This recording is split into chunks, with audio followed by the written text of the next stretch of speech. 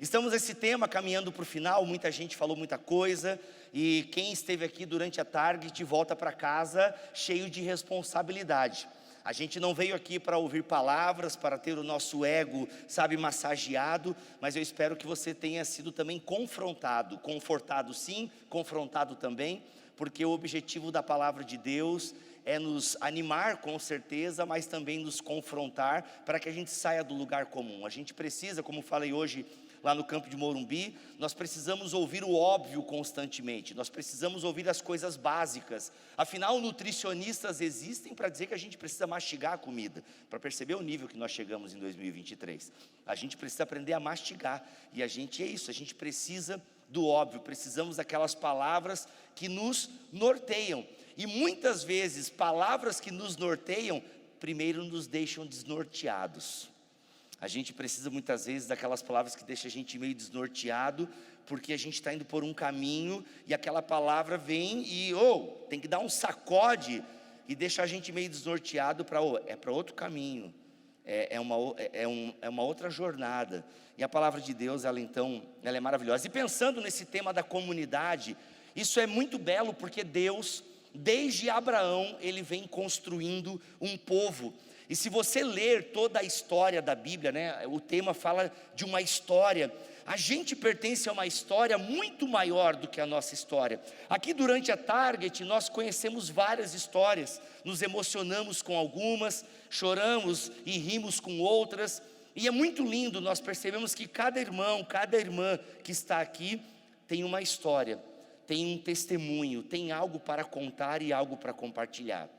Eu imagino que todos vocês poderiam subir aqui e contar algo que Deus fez na história de vocês, e isso é maravilhoso. Agora, a gente não pode pensar só nessa história, eu e Deus, nessa história que Deus tem feito na minha vida, na vida da minha família, e quem sabe até na vida da minha igreja. É interessante nós pensarmos que fazemos parte de uma história muito maior do que a minha vida, do que a vida da minha comunidade local, do que o estado de São Paulo, o Brasil e por aí vai.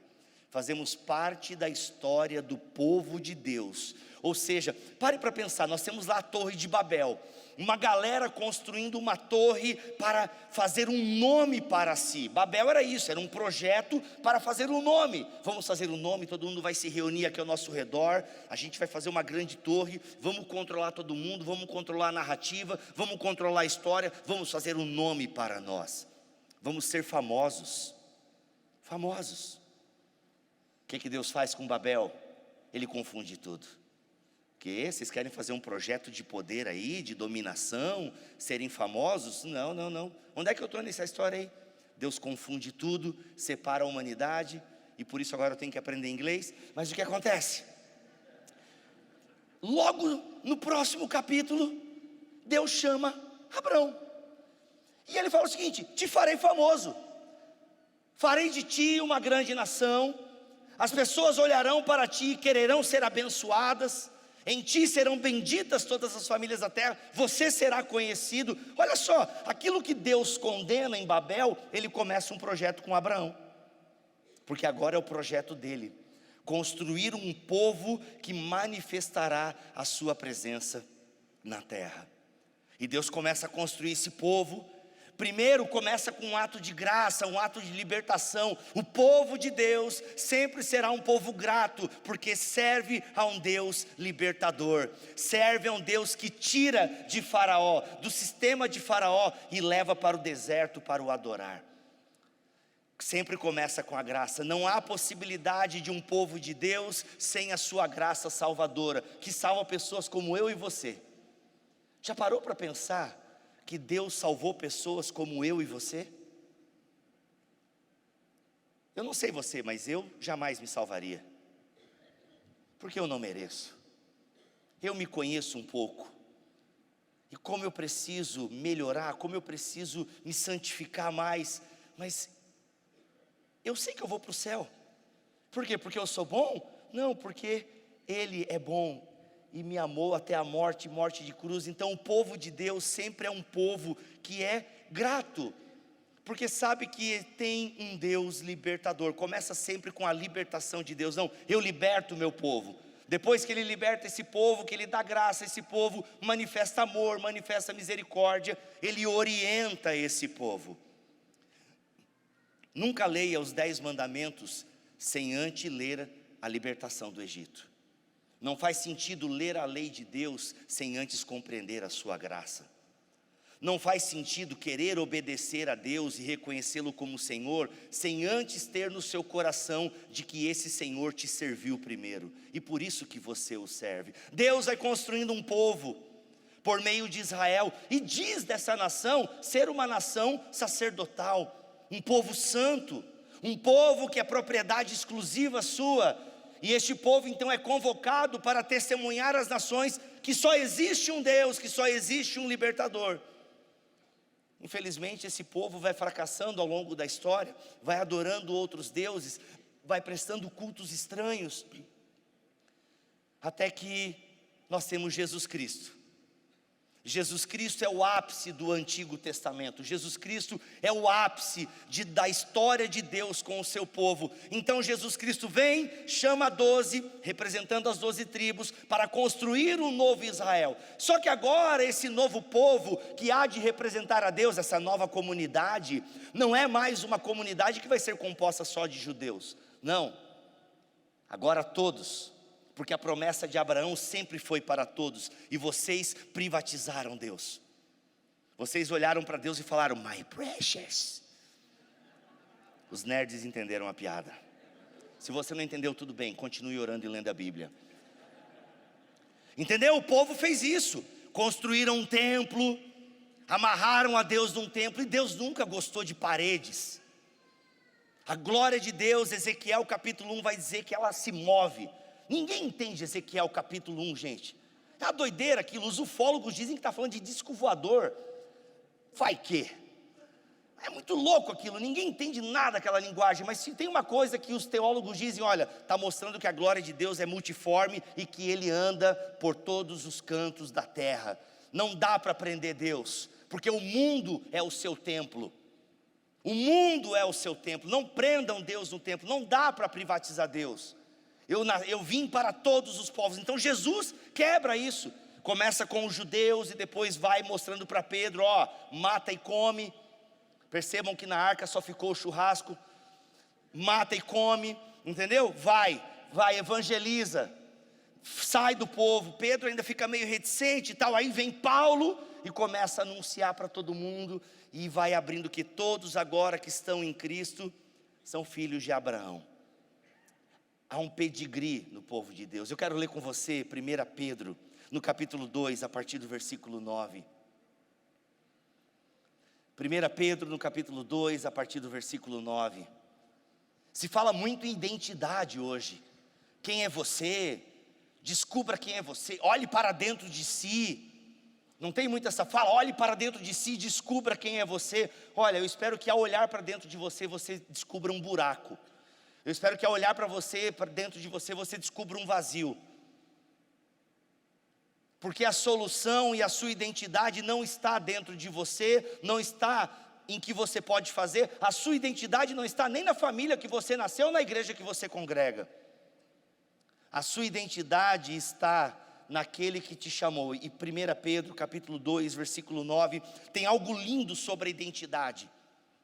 E percebam que é uma identidade coletiva, ou seja, é comunidade, é mesa, é história.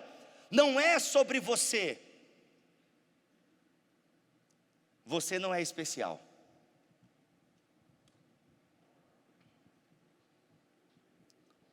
Porque não é sobre você na terra.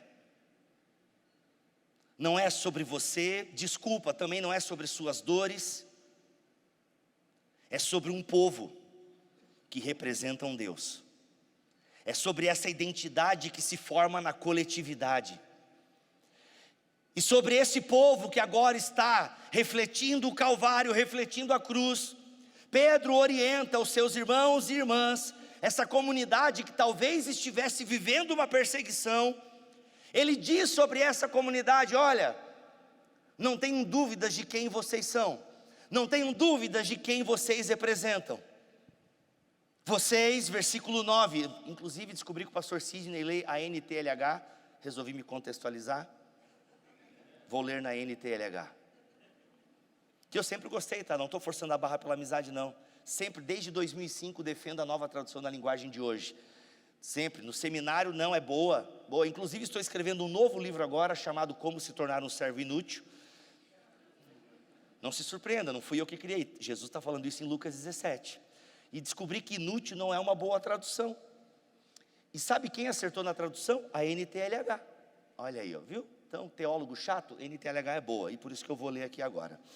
NTLH, 1 Pedro, capítulo 2, versículo 9. Olha só, se você ficou em dúvida, se você tem, crise, eu não sei direito o que eu sou, não sei direito porque eu nasci, estou só aqui respirando e vivendo, vim na Target para ver se Deus fala uma coisa, está aqui, ó. Mas vocês são raça escolhida, os sacerdotes do rei, a nação completamente dedicada a Deus, o povo que pertence a Ele. Vocês foram escolhidos para anunciar os atos poderosos de Deus, que os chamou da escuridão para a sua maravilhosa luz.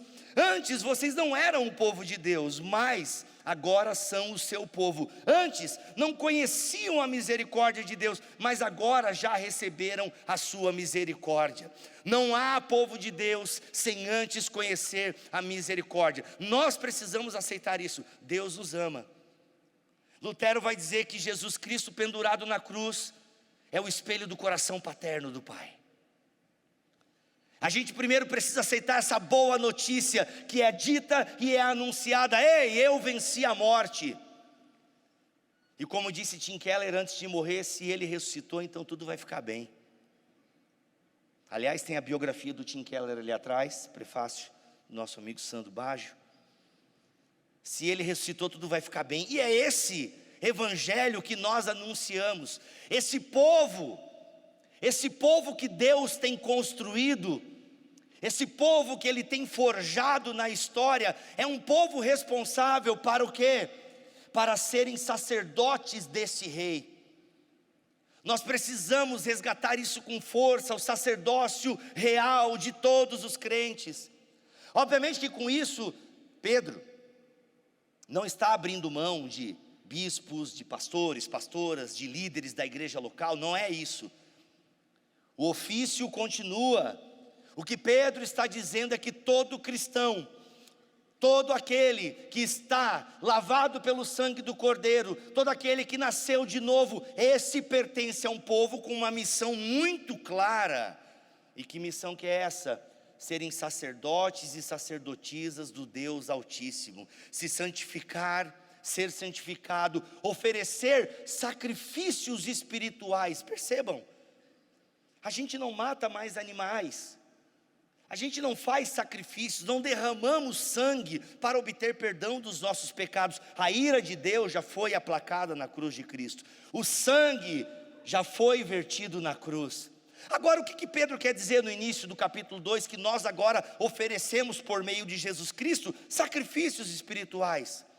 Ou seja, agora é a nossa vida que é gastada e consumida na obra do Pai. E essa obra não é servir na igreja somente, essa obra é a minha vida como um espelho de um Deus que existe e está chamando as pessoas para fazerem parte da sua família. E isso envolve homens e mulheres, jovens e crianças, anciãos, envolve todo aquele que um dia entregou a sua vida para Cristo. Então você não precisa ficar perguntando para Deus o que Ele tem para a sua vida. Sabe o que Ele tem para a sua vida? Uma família. E essa família são os irmãos e irmãs que servem ao rei, são sacerdotes desse rei, e como tal, apontam para o mundo que existe um Criador, sacerdotes do verdadeiro Deus. Não só apontam, mas encarnam essa mensagem. Então o cristão é aquele que não fica perguntando para Deus o que Deus quer para a sua vida. Ele vive em família e na família descobre a sua vocação. Eu costumo dizer que eu louvo a Deus pela igreja. Eu vim de uma família toda destruída, toda complicada.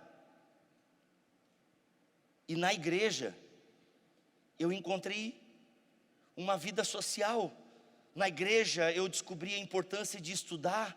Na igreja eu encontrei a importância de ser um homem decente. Na igreja, ou seja, fui discipulado por homens, mulheres. A igreja, a família de Deus foi realmente uma família para mim. Aprendi com homens e mulheres de Deus ao longo da história e ainda aprendo, porque vocês são a minha família. É claro que com isso eu não abandono a minha família de sangue, mas é com vocês que eu tenho um compromisso, porque a gente tem o mesmo Senhor. E nós somos o quê? Nós somos uma nação santa, nós somos escolhidos. Escolhidos, isso aqui não é para ficar discutindo eleição e quem não é, calvinismo, arminianismo, não. Você está em Cristo, você é um eleito, um escolhido, e isso basta. Ninguém te escolhia no futebol. Desculpa, agora já é um pouco de terapia. Mas eu fazemos parte de um povo. Deus escolheu um povo e tem feito história com esse povo. Alegre-se com essa notícia, saiba que você faz parte de um povo. E aí tem aquela música, né? Eu faço parte de um povo que vai morar no céu. É meio escapista isso. A gente não pode ser o povo que fica pensando em ir morar no céu. Ué, como assim, Bibo? A gente tem que ser o povo que vive o céu aqui. E viver o céu aqui, não estou dizendo agora de prosperidade, bênçãos, não é nada disso. Mas é trazer a vontade do Pai, aquela vontade que se manifesta no céu, agora se manifestará na terra. Venha o teu reino, seja feita a tua vontade. É isso que esse povo faz. Ele não quer ir correndo para o céu, porque isso é meio que um sentimento suicida do crente. Jesus, volta hoje. É o sentimento suicida do crente, volta hoje. Tu podia voltar essa semana, Jesus. Não. O povo de Deus não é aquele que quer ir morar no céu, mas é aquele que vive já o céu, de certa forma, aqui. Nós experimentamos o céu, porque Cristo é o reino de Deus que já veio. Não plenamente ainda, mas já se manifesta no meio do seu povo. E a gente enfrenta lutas, a gente enfrenta tristezas. Alguns dos nossos irmãos e irmãs são curados, outros não. Mas aqueles que são curados devem nos alegrar. Olha só, isso é uma manifestação do reino. Mas e aquele que não foi curado, Bíblia? Então, tem uma promessa sobre ele também, porque a morte foi vencida. E haverá um tempo que ele não terá mais, e ele estará eternamente conosco. Sim, o céu é uma realidade futura, mas que nós experimentamos também no presente. E não só experimentamos, como a gente também o traz por meio do nosso testemunho. Uma vida que se rende a Jesus Cristo é o céu se manifestando. Porque nós somos escolhidos, uma nação completamente dedicada a Deus. Pare para pensar que tudo que você faz deve ter como background, deve ter como pano de fundo, deve ter como motivação. Isso, eu sou parte de um povo que vive dedicado para Deus. E pensar que Deus escolheu um povo na terra. É claro, gente, que Deus escolheu um povo. Se Deus quisesse impressionar e que todo mundo se prostrasse com medo dele, ele faria evangelismo angelical. Para pensar, Jesus trocando uma ideia com Satanás. Tudo te darei se prostrado me adorares.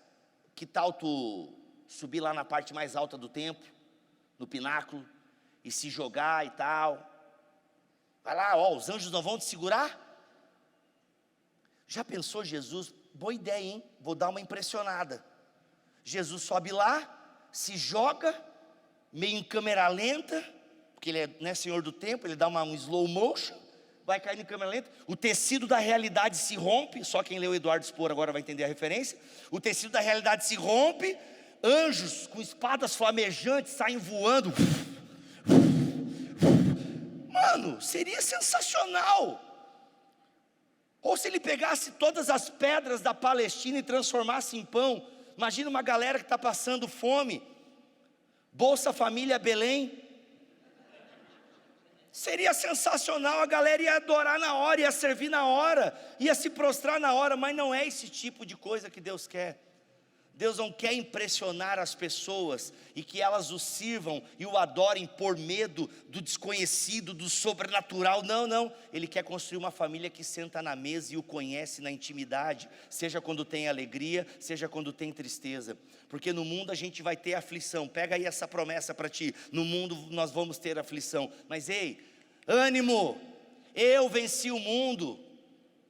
Experimente essa alegria de ser parte de um povo que mostra o céu no meio de uma era caída. O povo de Deus é nova criação. A gente canta, eu sou nova criatura. Mas na verdade o texto fala que nós somos uma nova criação. Nós somos uma nova criação, ou seja, somos o novo que ainda está no velho. Mas nós já representamos a nova era de Deus. Eu sei que nova era é uma palavra que alguns têm medo, mas é isso que o texto está dizendo. Uma nova era, um novo tempo. Nós representamos um novo tempo. Não quero falar que nós representamos o novo, porque tem um partido político com esse nome. Biblicamente nós representamos um novo tempo. E nesse sentido somos pessoas à frente do nosso tempo. Olha que loucura. Como assim, Bíblia? Nós somos uma pessoa à frente do nosso tempo, porque nós já vivemos princípios eternos agora aqui no terreno. Nós vivemos princípios eternos já agora aqui neste mundo terreno. E se nós não nos ocuparmos com as coisas eternas agora, teremos uma vida fútil e passageira.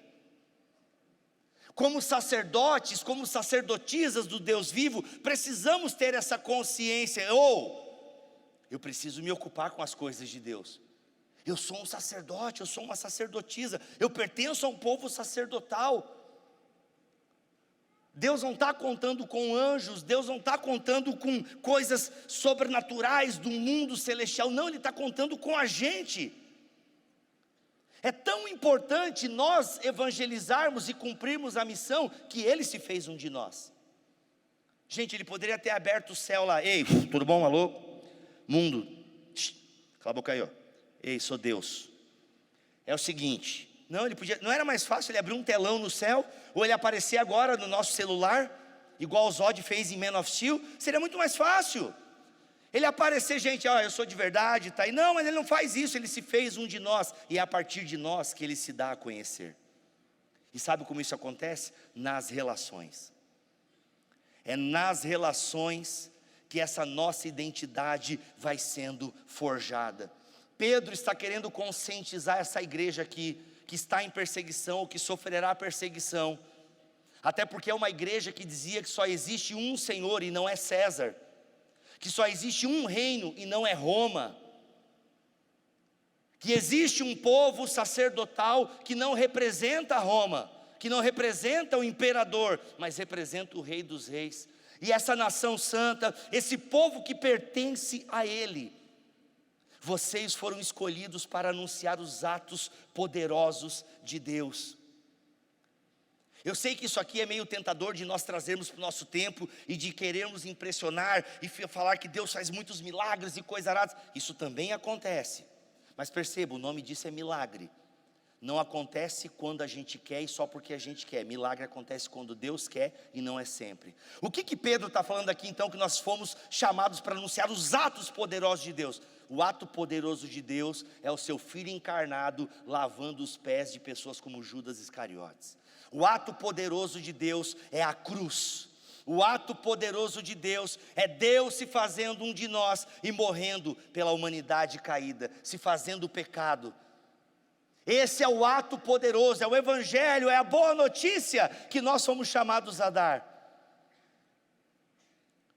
Que boa notícia que é essa? Ele venceu a morte. Os judeus esperavam, sabe o quê? Que ele vencesse Roma. Eles queriam que Roma caísse, mas não, ele venceu algo pior que Roma. Ele venceu algo pior que Roma, ele venceu a morte. Roma é só um instrumento da morte. Governos tiranos são só instrumentos da morte.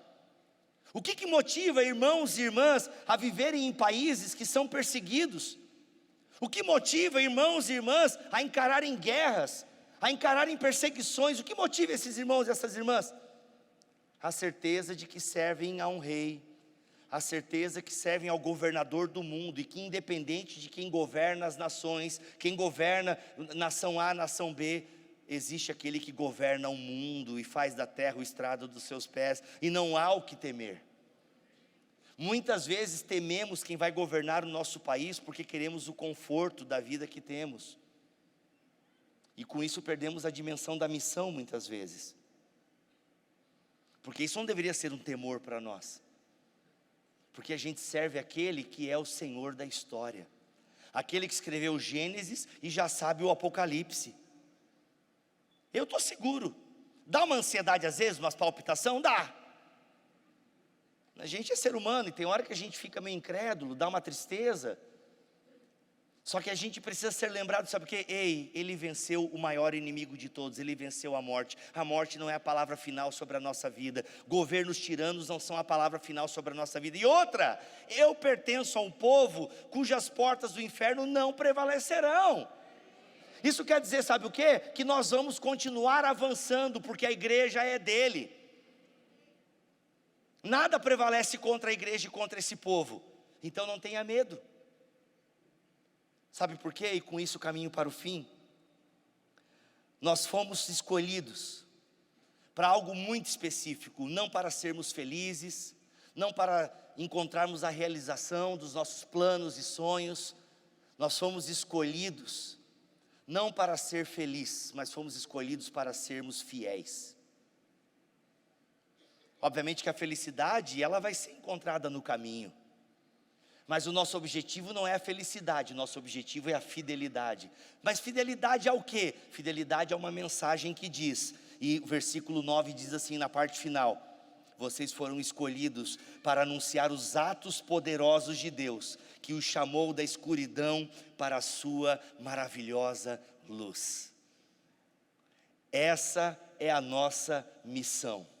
Um povo iluminado, um povo que aponta o caminho, um povo que vive num caminho, um povo que vive na verdade, um povo que anda em Jesus, porque Ele é o caminho, a verdade e a vida. Ele é o quê? A luz do mundo, Ele é o pão que desceu do céu. É isso que nós estamos aqui, é para isso que nós estamos aqui, para anunciar que antes estávamos em trevas, mas nós somos o quê? Chamados para a sua luz. O Espírito Santo, como selo da promessa, nos transforma e nos transporta para o reino da sua maravilhosa luz. É para isso que a gente foi chamado. Essa é a nossa missão. Então, independente do que você escolheu, independente da forma de vida que você tem vivido, o que você escolheu para fazer, o como você escolheu pagar os seus boletos, tudo isso deve ser agora calibrado, direcionado, equalizado para essa missão. Que missão? Anunciar as maravilhas daquele que nos tirou das trevas para a sua maravilhosa luz. Não entende a graça, não entende o perdão de Deus, só aquele que nunca sondou o seu miserável coração. E é por isso que a gente precisa pregar sobre pecado, que a gente precisa ler as Escrituras, porque quanto mais eu leio a Bíblia, mais eu percebo a minha miséria. E ao perceber a minha miséria, encontro graça naquele que é misericordioso. Existe um Deus que tem o seu coração voltado para o miserável. Eis-me aqui, Senhor, um miserável pecador.